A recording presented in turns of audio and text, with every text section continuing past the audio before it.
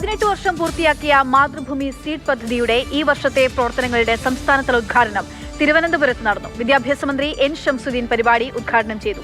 സമൂഹ നന്മ കുട്ടികളിലൂടെ എന്ന ലക്ഷ്യവുമായി മാതൃഭൂമിയും ഫെഡറൽ ബാങ്കും ചേർന്ന് നടത്തുന്ന പദ്ധതിയാണ് സീഡ്.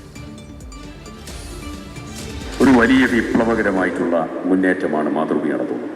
സീഡ് വലിയ ധർമ്മം നിർവഹിക്കുക, പുതുതലമുറയിലേക്ക് കൃഷിയെ കൊണ്ടുവരാൻ, പരിസ്ഥിതിയെ കാക്കാൻ, അവബോധം വളർത്താൻ, അതോടൊപ്പം തന്നെ ലഹരിക്കെതിരായി അവരുടെ സർഗാത്മകമായിട്ടുള്ള മാതൃഭൂമിയുടെ പ്രതിരോധം കൂടിയാണ് സീഡ് പദ്ധതി എന്നുള്ളത്.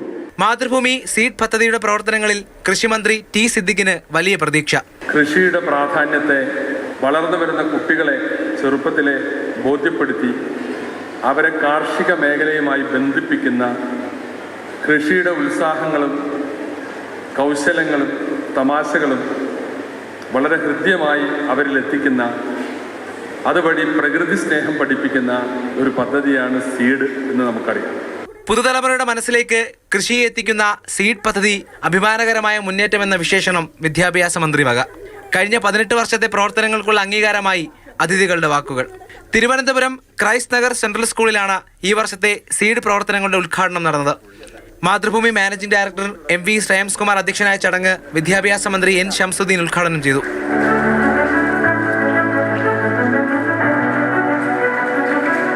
ചടങ്ങിൽ സീഡിന്റെ കൈപുസ്തകവും പോസ്റ്ററും പ്രകാശനം ചെയ്തു.